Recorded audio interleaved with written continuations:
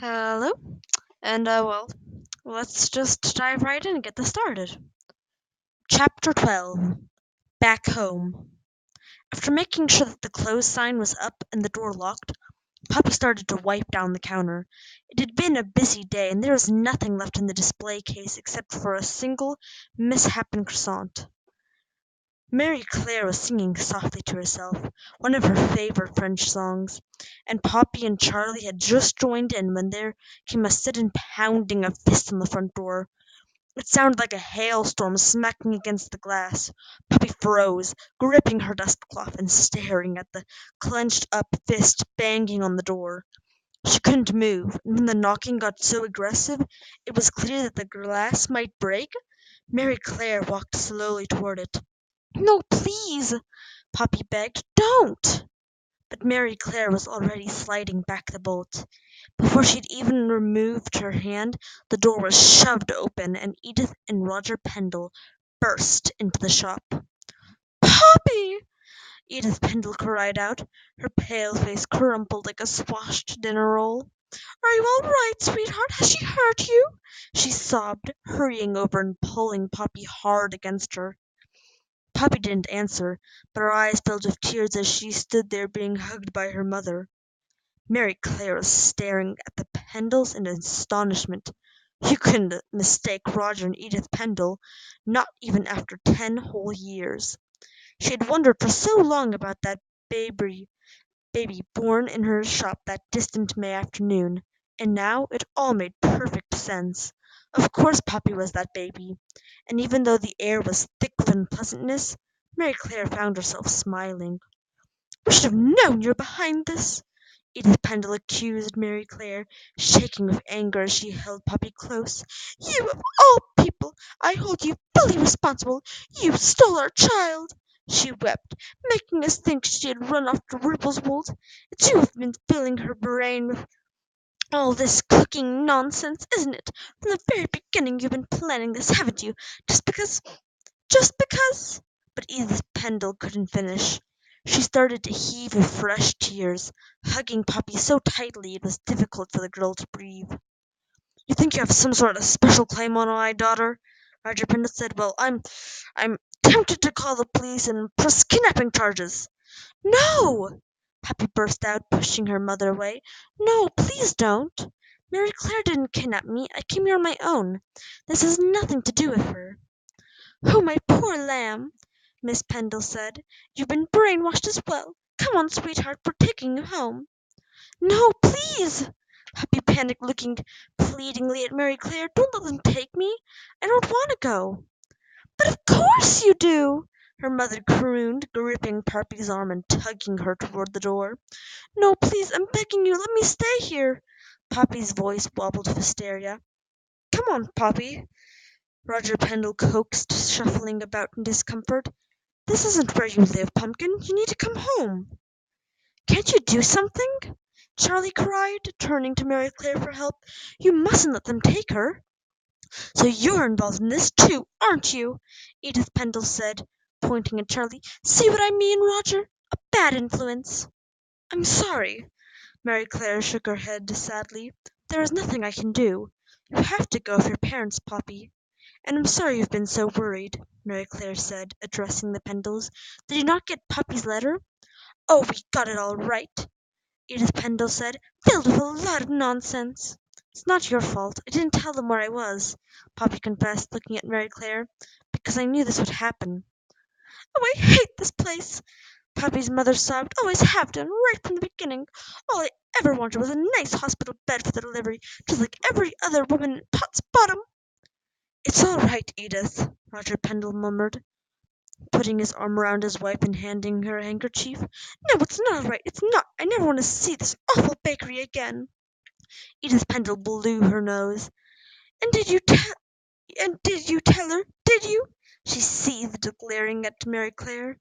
Poor Poppy had no idea what her parents were talking about, and she looked helplessly over at Mary Claire.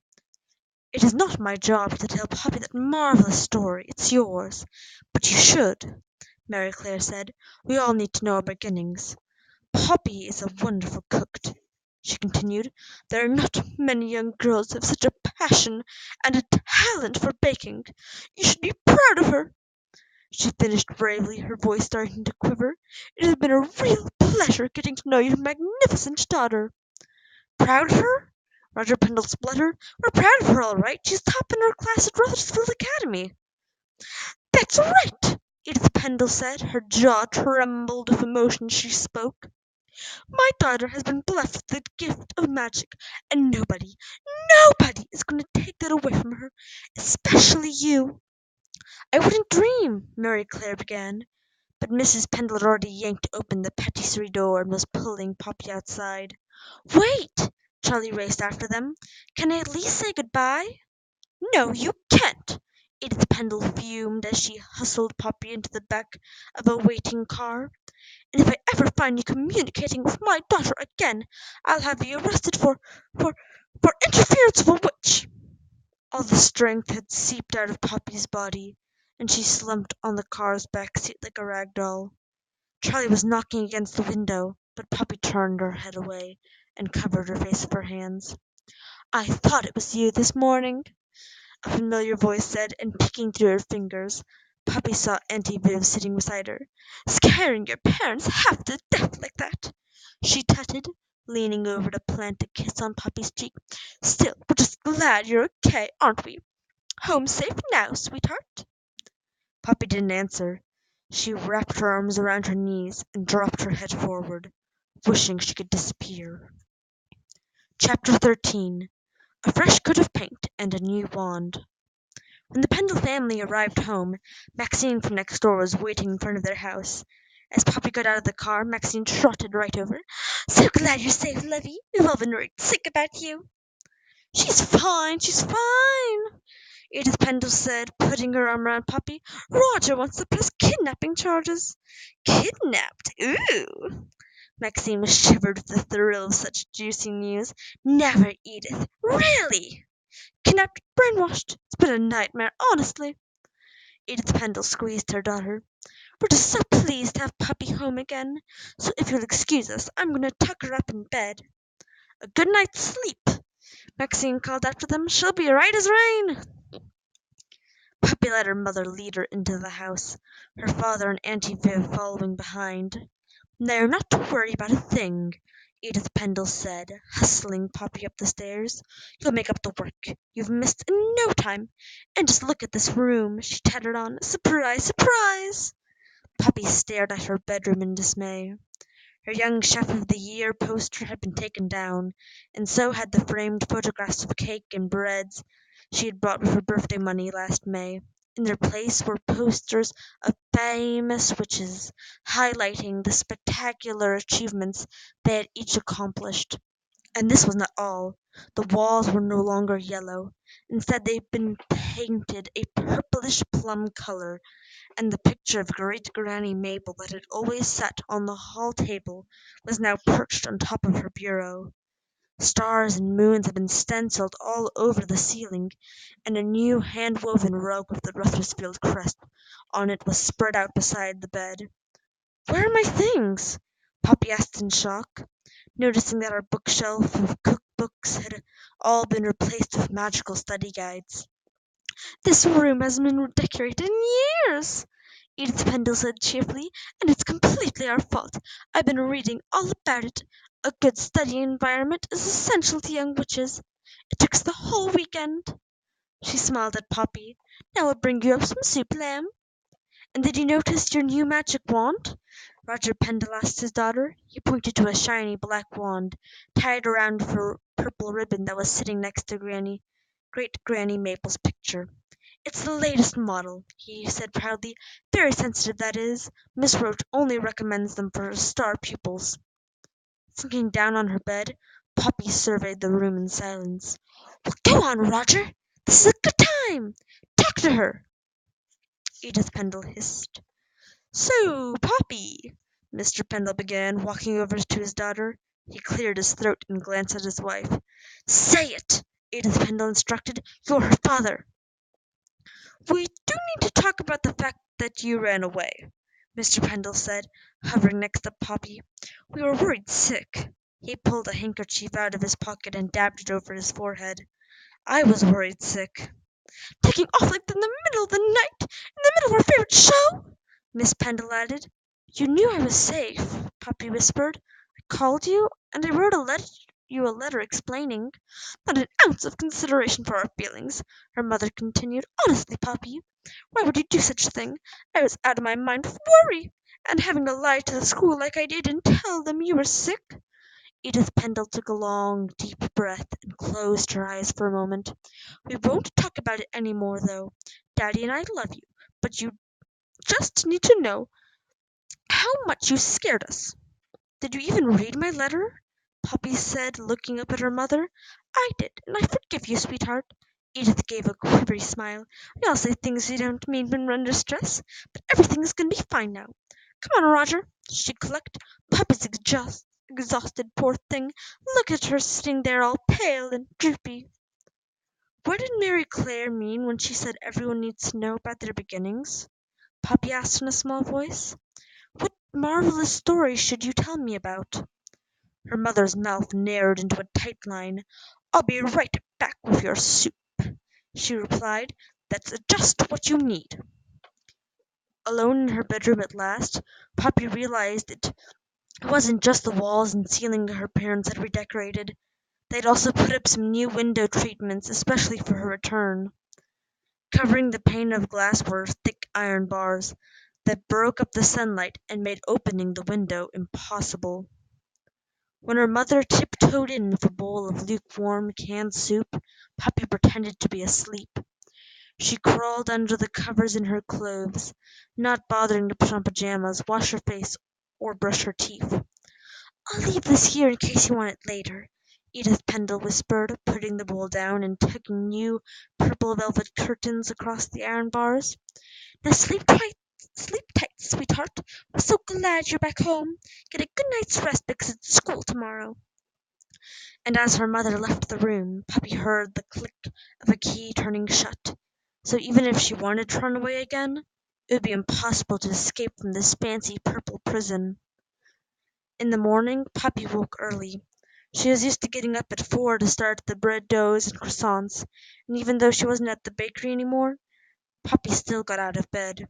She decided to go downstairs and make some orange currant scones. Her parents couldn't take her away from Mary Claire's, but they couldn't stop her from baking, except that Poppy had forgotten about the door. It wouldn't open when she turned the handle, and only then did she remember that her mother had locked her in. It was 7 o'clock before she heard her father fumbling about the key, and as soon as Mr. Pendle opened the door, Poppy raced past him down the stairs. He immediately dashed after her. Don't worry, Poppy called over her shoulder. I'm only going to the kitchen. I thought I'd make scones for breakfast. But to her horror, she discovered that the oven had disappeared.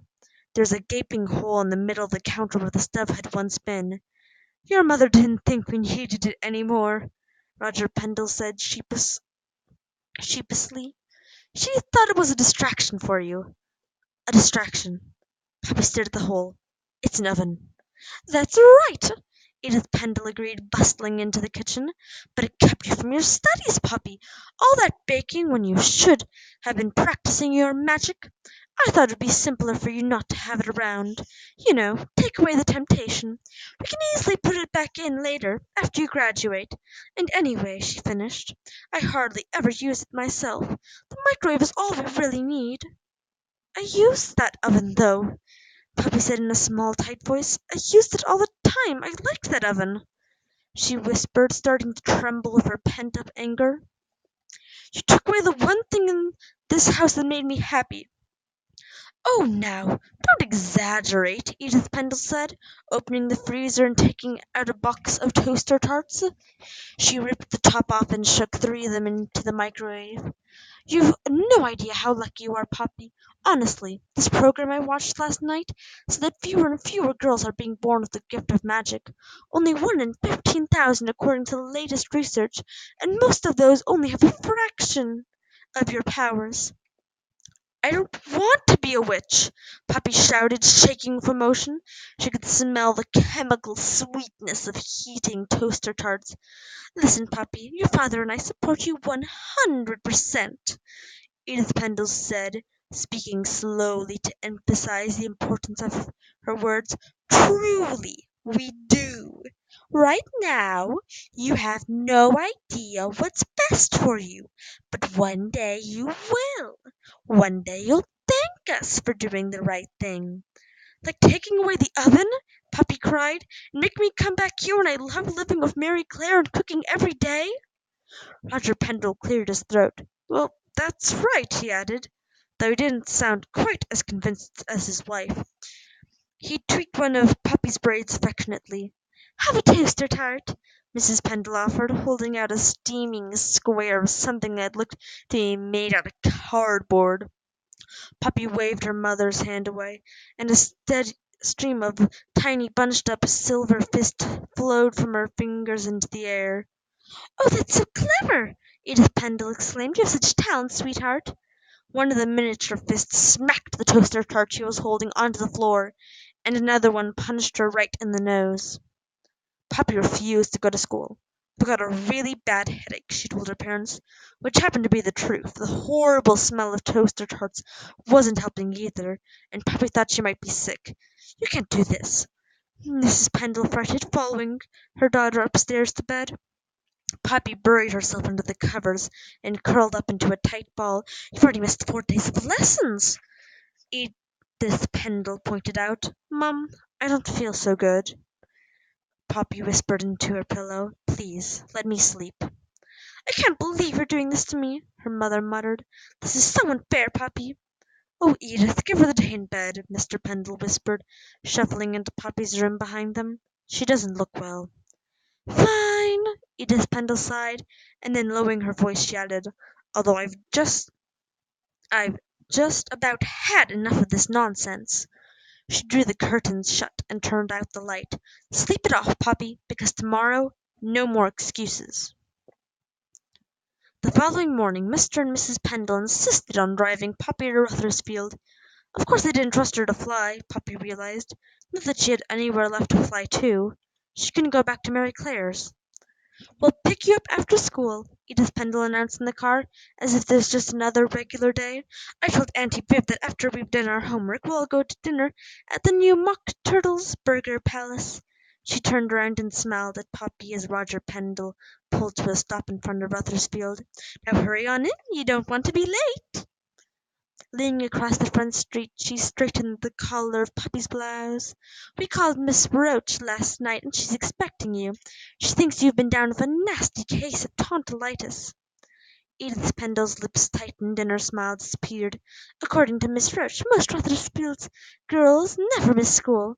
She's extremely understanding, Poppy. You should be grateful." If Poppy had thought her first day at the academy had been bad, getting out in front of all these gawking girls was far, far worse. She had only been gone from school for 5 days, but clearly it was enough time for the girls to find something to gossip about. Poppy could hear them whispering her name behind their hands, and she hung her head as she slipped through the crowd, dragging her broomstick behind her. Miss Roach was standing at the front door, greeting the girls as they trickled in. "Hope you're feeling better, Poppy," the headmistress said, giving her a practiced smile.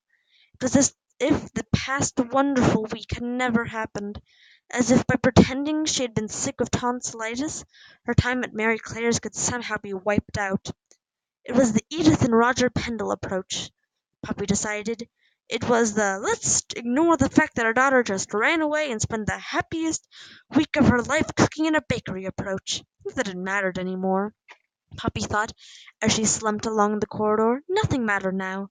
She couldn't even bake at home. There was no oven left to cook in. A cloud as dark and black as brewing thunder settled over Poppy's head. It hovered over her as she walked into her spells and charms honors class, and when she sat down the cloud draped itself around her like a cloak. "Aha!" Miss Weedle said, looking right at Poppy. "I can see that someone is not in the best of moods this morning." Again Poppy didn't speak. She had run out of words. There was nothing left to say, so she just stared at Miss Weedle.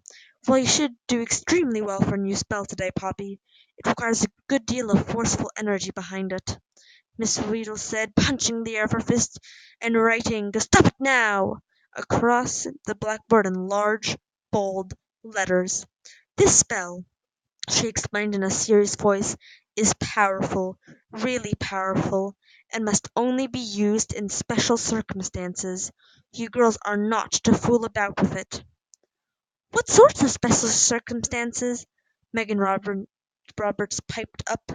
Like stopping something harmful from happening, something big. For example, Miss Riddle told the class, if you saw a car speeding out of control and about to hit a person, well, then you could use the cast the Stop It Now spell. It would stop the car in its tracks and prevent an accident from occurring. Wow! Megan Roberts looked awestruck. So did the rest of the girls. Only Poppy seemed lost in her own thoughts. This spell has many uses, Miss Riddle continued. 5 years ago, Margaret Clark, one of our most famous alumni and a well-respected scientist, used it to stop a meteorite from hitting the planet Earth. She received a Nobel Prize for her quick thinking. So that's what it does? It stops things?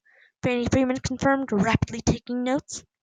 Well, there are subtle variations to the Stop It Now spell, Miss Riddle said. Stopping a fast-moving object is using the spell in its simplest form, but can also turn the object in question to stone. Now that, Miss Riddle cautioned in a grave voice, that is much more complex.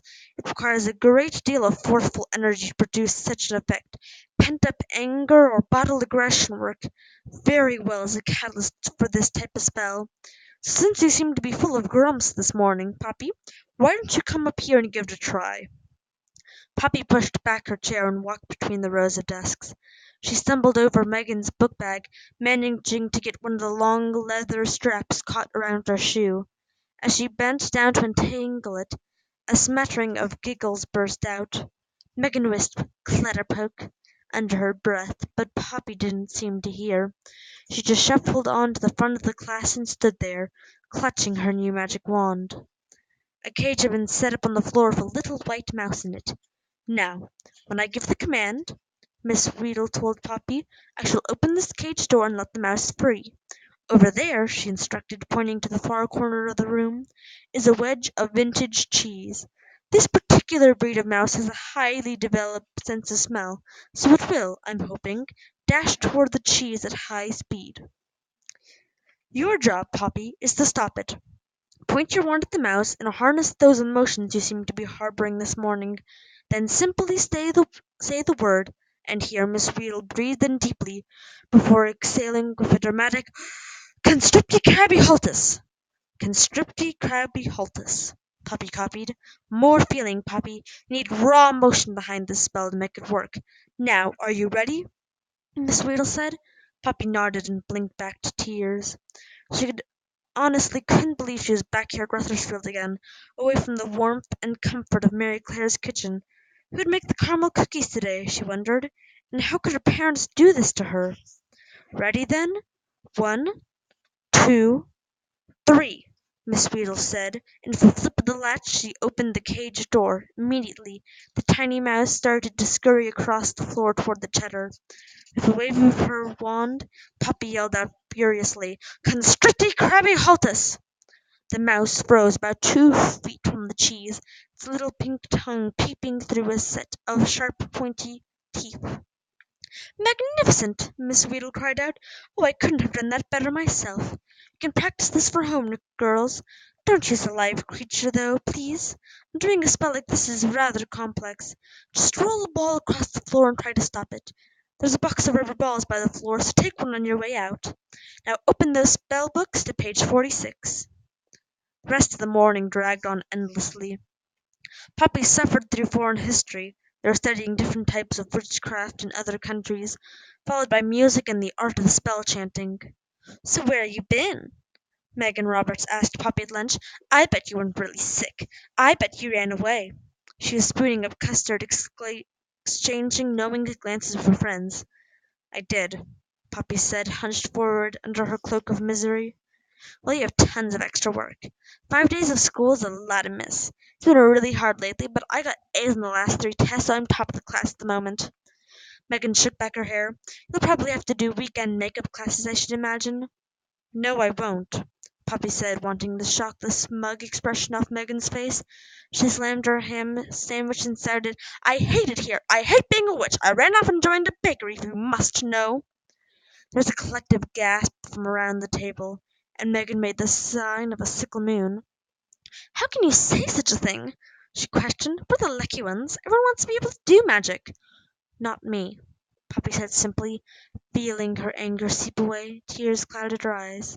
"I just want to be able to bake." "You're so odd," Megan sneered, picking up her bowl of custard and moving over to another table.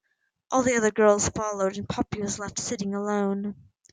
When the bell rang at the end of the last lesson, Poppy found Charlie waiting for her outside the school gates. "Don't worry," Charlie reassured her at once. "Your parents didn't see me. I managed to sneak by them. They're parked out front." "What are you doing here?" Poppy worried. "I don't want to get you into trouble, Charlie. And if my mom catches you talking to me—" "Oh, I had to see you!" Charlie spoke in a rush. "After what happened, I just had to see you. I can't believe how much my parents want me to be a witch," Poppy finished. "Oh, you have no idea, Charlie." "Poor Mary Claire feels awful," Charlie said. "She was so upset after you'd gone. I stayed to help finish cleaning up, and she just kept sweeping the same patch of floor over and over again, murmuring away about babies and fate. I didn't know what she was talking about, but she looked so sad. I wish she could have kept me," Poppy whispered in a quivery voice, tears dripping down her face. "She was so kind to me. Now I'll probably never see her again." "Oh no, you will. You have to," Charlie said in anguish. "She's desperate to see you. Maybe in a week or so, when things have calmed down a bit." "Things will never calm down with my parents," Poppy said, wiping a hand across her eyes. "They took out the oven in our house, so I can't bake any more." As if on cue, Edith Pendle could be seen clipping up the wide front steps, a determined look on her face. Charlie quickly pushed her way into the middle of a crowd of girls and was swept out of sight. "There you are, sweetheart," Poppy's mother said. "Dad and I have been waiting for you out front." "I can fly home, you know," Poppy murmured, uncomfortable with all the attention. "Of course you can, Poppy. We just wanted to come and meet you. See how school went." Edith Pendle linked her arm through her daughter's. "So how was it today?" she questioned. "Are you behind in your subjects? Do you have a lot of homework?" "A bit," Poppy sighed, trying to pull her arm free. She could see Megan and some of the other girls snickering as they walked by. Poppy moved slowly, as if her sadness was weighing her down. She felt a wave of despair crash over her, washing away any last sense of hope and leaving her hollow inside. Chapter 15. The Dark Side. Back home, Mrs. Pendle produced a box of twirlies for a snack, chemical-tasting sponge cake bars filled with fake cream, and poured out 3 large glasses of Super Savers Cola. "What time are we meeting Viv for dinner?"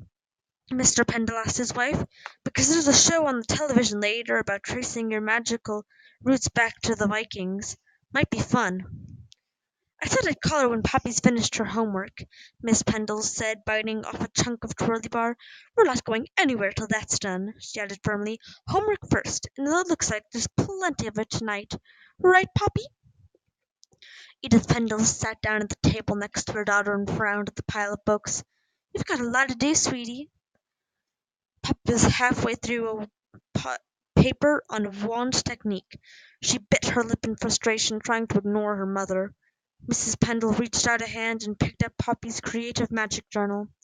The girls were required to keep track of any new spell ideas and spontaneous, magical moments that happened to them throughout the day.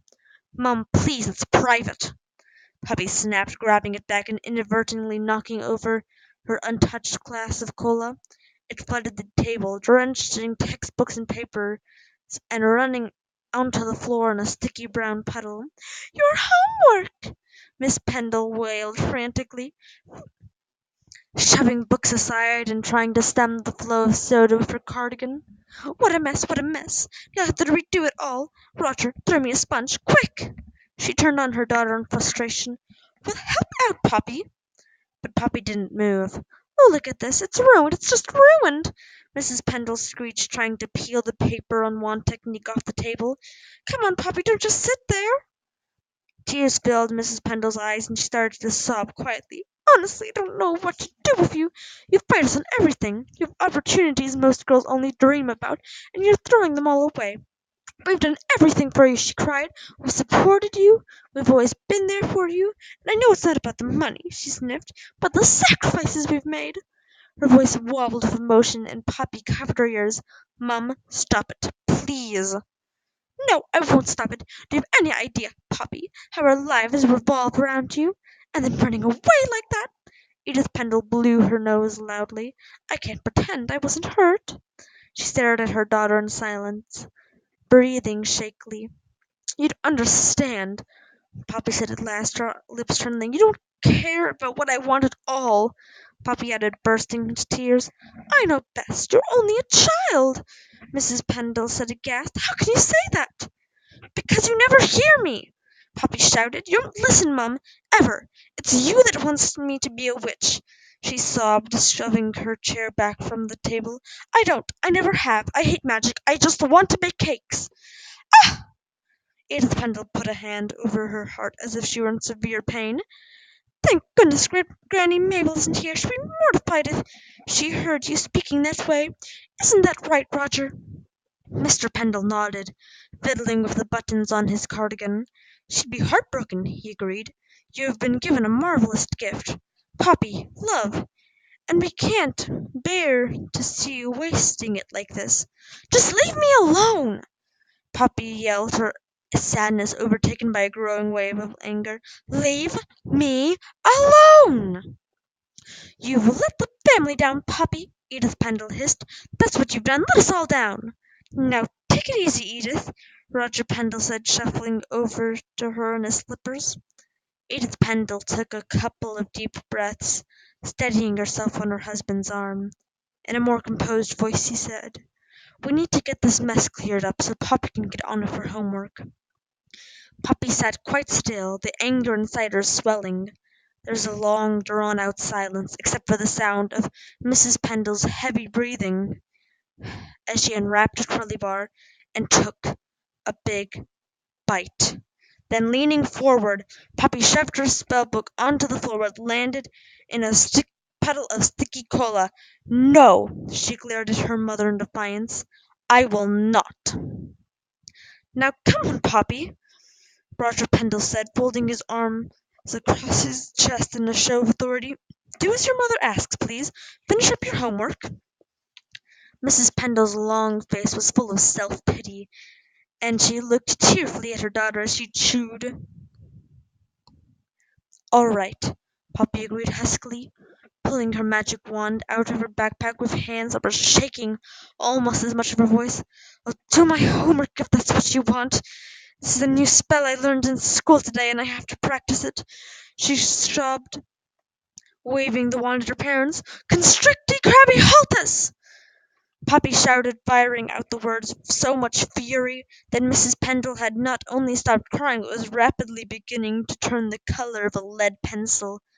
So was Mr. Pendle, who stood motionless behind his wife, a startled look plastered across his face. For an hour or more, Poppy sat at the table, too horrified to move as she watched her parents turn to stone. First their arms and legs and faces, then their hair, and finally even the clothes they wore. It was weird watching the color leach away from her mother's orange sweater, seeing how her skirt hung in stony folds so that she looked as if she'd been carved from a piece of solid granite by a master craftsman.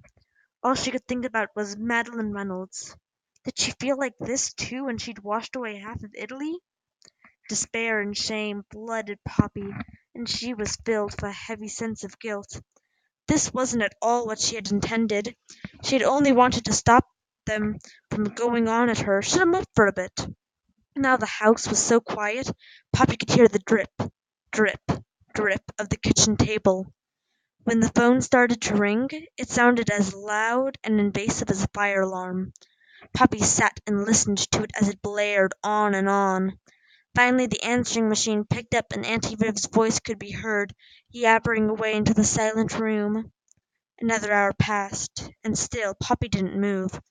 She wondered if her heart had also turned to stone, because it sat inside her chest as cold and as heavy as a boulder. Finally Poppy pushed back her chair and walked over to where her parents stood. Mrs. Pendle's face was as long and mournful as a bloodhound's, tragedy fossilized into every line.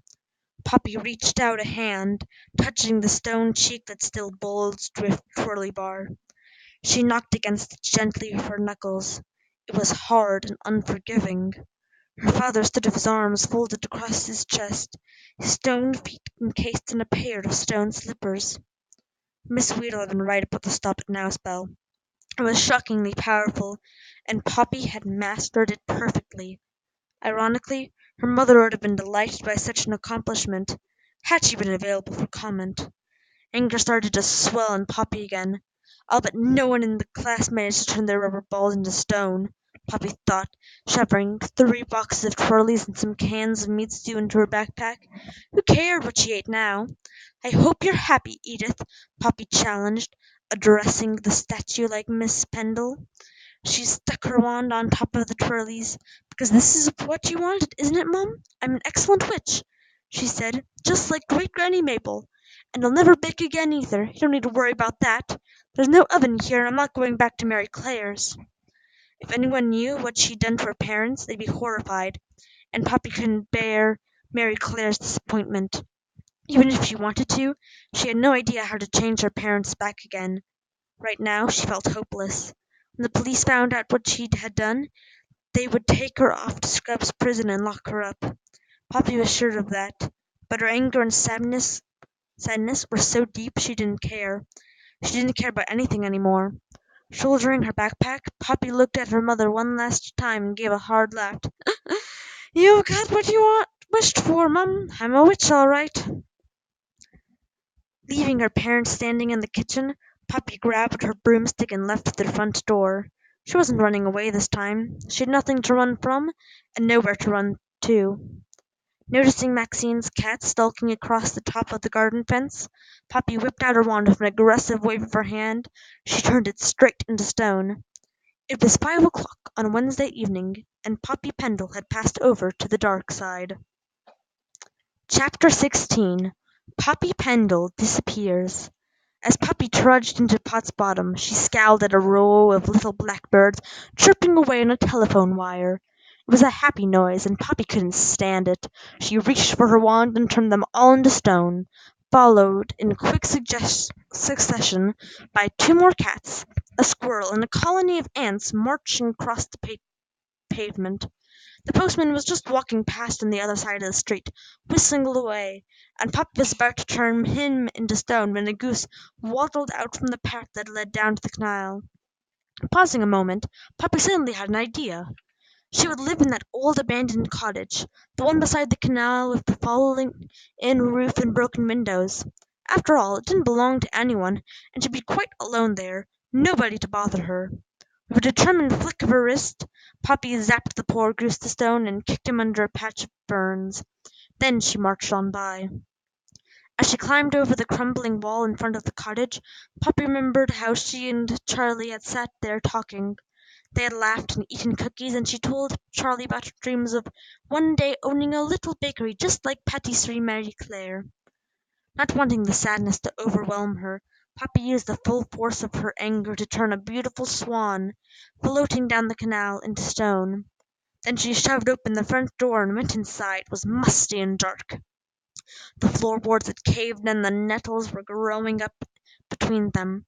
There was no furniture in the room except for 2 old packing crates and a stained, lumpy mattress.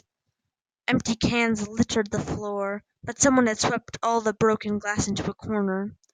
Obviously, Poppy was not the first person to claim the cottage as her home, though from the dust, it seemed whoever had been living here was long gone. The only other occupants now were a family of mice who had chewed a nest for themselves in the middle of the mattress, and Poppy promptly fossilized them. It was impossible to go upstairs because most of the boards had rotted away, so Poppy moved one of the packing crates over to a window and sat down. She opened a can of Super Savers meat stew from her backpack and ate it cold. Even though it tasted like dog food, Poppy didn't care. Then, holding her wand at the ready, she turned every bird that landed in the overgrown garden to stone. When it got too dark to see by, she lay down on the damp, lumpy mattress and fell asleep. At dawn, a chorus of chirping robins woke Poppy, and within seconds they had joined the rest of the little stone birds outside. Sitting back down on her packing crate, she ate two twirlies and stared out at the canal. Poppy stayed there all day. By the time the light was fading, she had turned 3 swans, 17 ducks, a woodpecker, and a rabbit to stone. Each time she cast the stop it now spell, her sadness faded away a little bit more. In its place was a cold, heavy emptiness that stopped her from thinking or feeling. She didn't care any more, and when she tried to cry, she realized that her own tears had turned to stone and they wouldn't fall. Whenever she got hungry, Puppy ate a twirly bar or something cold from a can. She made her supplies last for 5 more days, but the time was coming when she knew she'd have to leave the cottage and find more food. One night, under the cover of darkness, Puppy got on her broomstick, grabbed her backpack, and flew to the 24-hour Super Savers Market. She swept through the front door, headed down the first aisle, filling her backpack with the first can she came to. Then, flying down the next aisle, Poppy reached for some packets of twirlies and fudge monkeys. The cashiers and manager stared in open-mouthed disbelief as she sped past them all without paying. "Hey, come back here!" the manager yelled, starting to chase the broomstick. He didn't get very far, because Poppy turned him to stone before whizzing through the automatic doors. When she got back to the cottage, Poppy emptied out her loot onto the floor. There were 10 cans of Super Saver stew, 12 boxes of twirlies, and 16 packets of fudge monkeys. And so Poppy spent her days, sitting by the window, looking out over the canal. She rarely washed or brushed her hair. Sometimes in the middle of the night, Poppy would jump into the canal for a quick swim. As soon as they heard her splashing about, the fishies hid among the reeds. Otherwise, they knew what would happen to them. The bottom of the canal was already dotted with stone trout and pickerel. Occasionally, on a day when the sun was shining and a warm breeze blew through the window, Poppy would think about Charlie, but she quickly squashed these thoughts by turning a squirrel or a robin into stone. Friends didn't matter now. Nothing mattered. Her old life as Poppy Pendle was over. Okay, for those of you who know, this is a redo because the first file for this video was corrupted. So, I hope you enjoy, and, bye.